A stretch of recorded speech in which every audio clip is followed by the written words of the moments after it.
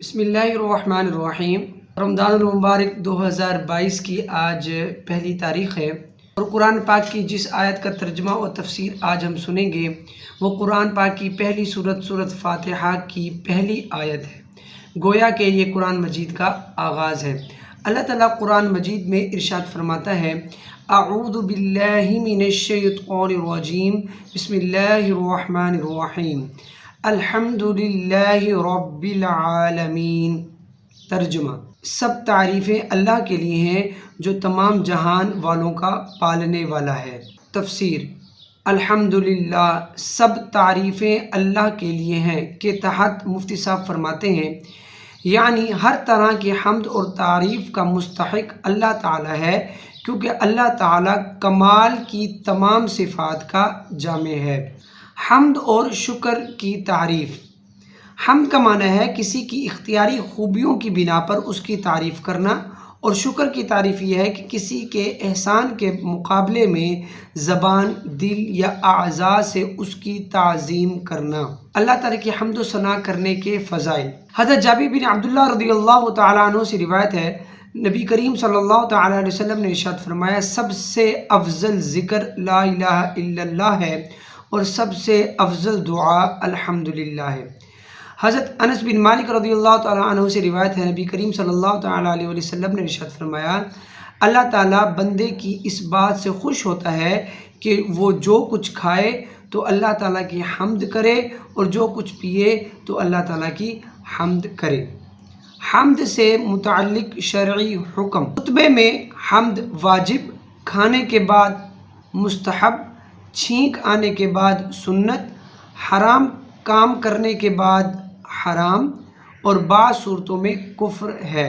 للہ، اللہ کے لیے کے تحت مفتی صاحب فرماتے ہیں کہ بعض مفسرین نے لفظ اللہ کے معنی بھی بیان کیے ہیں، جیسے اس کا ایک معنی ہے عبادت کا مستحق، دوسرا معنی ہے وہ ذات جس کی معرفت میں عقلیں حیران ہیں، تیسرا معنی ہے وہ ذات جس کی بارگاہ میں سکون حاصل ہوتا ہے، چوتھا معنی ہے وہ ذات کے مصیبت کے وقت جس کی پناہ تلاش کی جائے۔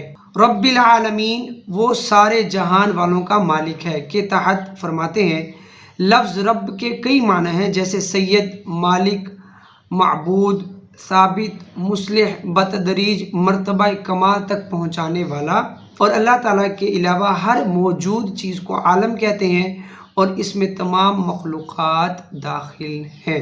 یہ تھی قرآن مجید کی سورۃ فاتحہ کی پہلی آیت کا ترجمہ اور تفسیر۔ اب ہم فرمان مصطفیٰ صلی اللہ تعالیٰ علیہ وسلم کو سنتے ہیں۔ حدیث پاک کا موضوع ہے اجنبیہ عورت کے ساتھ تنہائی۔ حضرت عمر رضی اللہ تعالیٰ عنہ سے روایت ہے کہ اللہ کے رسول صلی اللہ تعالیٰ علیہ وسلم نے ارشاد فرمایا کہ کوئی مرد کسی اجنبیہ عورت کے ساتھ تنہائی میں جمع نہیں ہوتا، لیکن اس حال میں کہ وہاں دو کے علاوہ تیسرا شیطان بھی ہوتا ہے۔ تشریح: جب کوئی شخص اجنبی عورت کے ساتھ تنہائی میں ہوتا ہے، خواہ دونوں کیسے ہی پاکیزہ ہوں اور کسی مقصد کے لیے جمع ہوں، شیطان دونوں کو برائی پر ضرور ابھارتا ہے اور دونوں کے دلوں میں ضرور ہیجان پیدا کرتا ہے، خطرہ ہے کہ زنا واقع کرا دے۔ اس لیے ایسی خلوت سے بہت ہی احتیاط کرنی چاہیے۔ گناہ کے اسباب سے بھی بچنا چاہیے، جیسے بخار روکنے کے لیے نزلہ زکام روکو۔ اجنبیہ عورت کے ساتھ خلوت یعنی دونوں کا ایک مکان میں تنہا ہونا حرام ہے۔ ہاں، اگر وہ بالکل بوڑھی عورت ہے کہ شہوت کے قابل نہیں تو خلوت ہو سکتی ہے۔ محارم کے ساتھ خلوت جائز ہے، یعنی دونوں ایک مکان میں تنہا ہو سکتے ہیں، مگر رضائی بہن اور ساس کے ساتھ تنہائی جائز نہیں جبکہ یہ جوان ہوں۔ یہ تھا فرمان مصطفیٰ صلی اللہ تعالیٰ علیہ وسلم اور اس کی مختصر شرح۔ اور اب ہم ایک فقہی مسئلہ روزے کے حوالے سے سنتے ہیں۔ فقہی مسائل میں انشاءاللہ ہم روزہ توڑنے والی 14 چیزیں بیان کریں گے اور روز ایک چیز بیان کی جائے گی۔ آج مسئلہ نمبر 1 ہے، کھانے پینے یا ہم بستری کرنے سے روزہ جاتا رہتا ہے جبکہ روزہ دار ہونا یاد ہو۔ اللہ پاک سے دعا ہے کہ جو کچھ ہم نے سنا پڑھا اس کو یاد کرنے اور اس پر عمل کرنے کی توفیق عطا فرمائے اور ہمیں قرآن و سنت کا فہم نصیب فرمائے۔ آمین۔ جزاک اللہ۔